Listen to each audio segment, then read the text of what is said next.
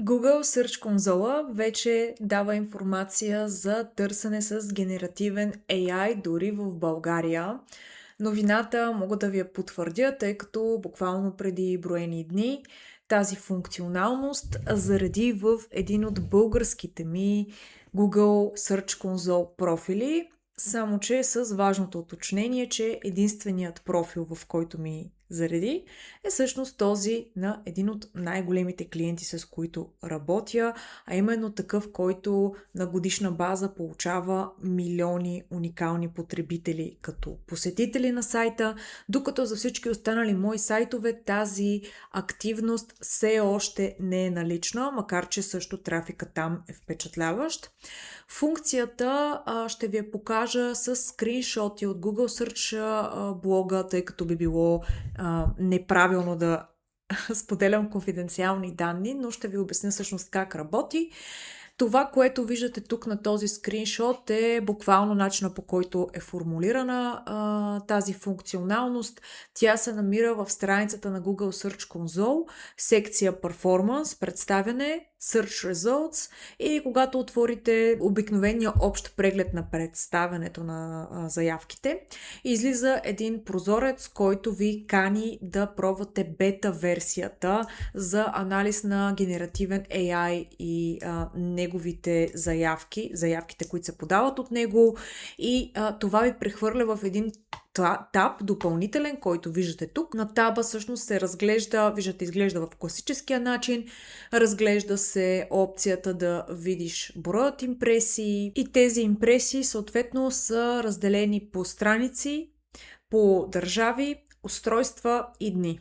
Защо отчета изглежда малко по-различно? На първо време, естествено, става въпрос за импресии, а не за кликове и CTR, защото, както знаете, вече работим с нови термини в света на SEO-то, GEO-то, и този термин, с който работим, е AI Visibility. Т.е. тук е важно колко пъти твоят URL адрес е бил използван и се е показвал в фичъри, т.е. отговори на генеративен AI в Search и Discover функциите на Google. Ако не знаете какво е Google Discover, струва си със сигурност да го разгледате. Това е една страхотна функционалност, която може да ви докара високо AI Visibility чрез блог съдържание на базата на фид, който потребителите получават. Pages пък показват страницата Pages ето тук таба, показва URL адресите, които излизат в AI функциите. Имаме опцията да видим откъде идва трафика, което в случая, ако имате една езикова версия на един конкретен пазар фокусирана, не разкрива твърде много информация.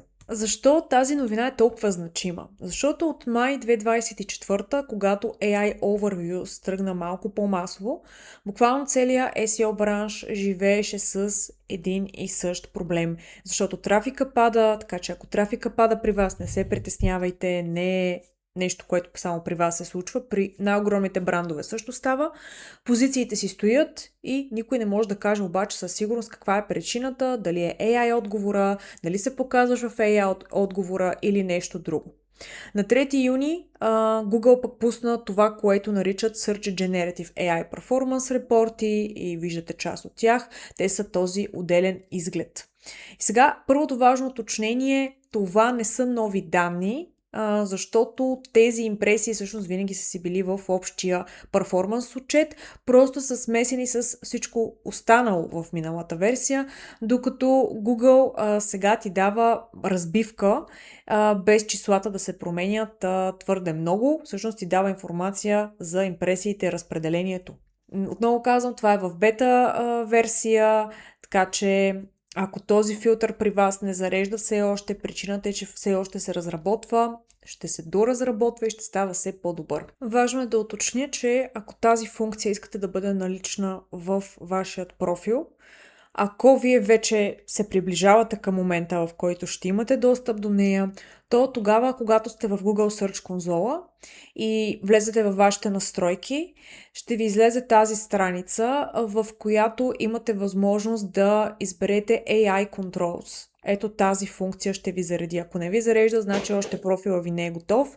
И тук трябва да сте включили тази отметка генеративен AI в търсене, за да получите тези данни. Така че уверете се, ако тази отметка ви излиза, че тя е активирана, за да започне събирането на тази информация. Нека да направим едно интересно сравнение с Bing Webmaster Tools, които пуснаха своя AI отчет буквално 4 месеца по-рано, че и повече. И в този отчет има много повече информация. Ако не сте си слагали Microsoft Bing Webmaster Tool, създайте си такъв. AI перформанса е много интересен. Аз когато преподавам курсове за SEO, за GEO, винаги препоръчвам да използвате възможно най-много тулове, които могат заедно да съчетаят полезна информация за вас и за ваше улеснение. Така че ето така изглежда, ако не сте го направили до момента. Има информация за общия брой цитирания на сайта, които се използват в AI-генерирани отговори и средния брой цитирани страници от вашия сайт. Има граундинг запитвания, основни запитвания, на които вие сте избрани и отново разпределение на база на страници, което на мен много повече ми допада.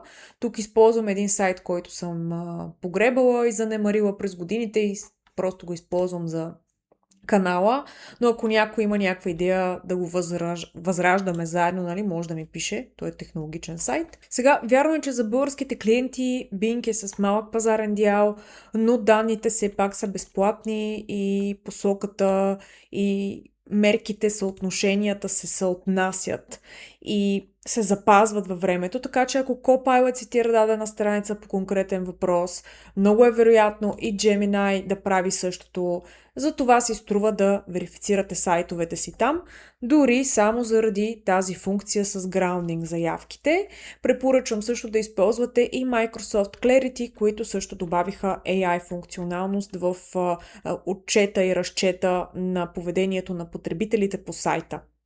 Така че интересно е, защото наистина 20 години SEO се измерва все с думата позиция, ключови думи, къде си в списъка, първи, трети, на втора страница, нали, така нататък, докато вече имаме отчети, които не измерват позиция, а дали си бил цитиран, дали си бил използван като първоизточник на информация, какво е следствието на това, дали някой алгоритъм е решил, че това, което си написал е достатъчно добро, за да стъпи върху него, докато отговаряш на чужд въпрос. Така че това е наистина различна игра, в която ние влизаме и в старото SEO се състезавахме по-скоро за място, а в новото SEO, така нареченото GEO, се състезаваме за доверие. И наградата тук е различна, просто тя не винаги е клик. Така че Google, да, той ни дава да видим импресии, но не и кликове, имайте предвид това, обяснявайте го това при отчетите за клиенти, не защото е скрита информацията, защото все повече търсения не завършват с клик, не завършват с посещение и такива са тенденциите. Потребителят да получава отговора и да си тръгва. Или да пазарува изцяло и да взима решения чрез разговор, който не стига до посещение, до примерно след 7 дни, когато човек е взел финалното решение, дори не е обикалял сайтове да гледа да сравнява опции, а просто да купи нещо. Така че въпросът за следващите години е не как да се класирам по-високо, а какво да направя така, че бизнеса ми да бъде избран, да бъде цитиран, да бъде достоверен, да бъде най-добрия отговор, най-добрия източник и да бъде сам по себе си медия. Това, нали, в маркетинга е дори вече устаряла практика, бих казала, да превърнеш твоят бранд в медия, но ако все пак има някой бранд, който до момента не е инвестирал в това, не е инвестирал в това да разработва своя медиен хъб, да вкарва пари в линкове, в пиар, това нещо трябва да се промени, ако искаме да бъдем част от GEO-то. Така че това е бъдещето на оптимизацията, което наблюдаваме заедно в момента.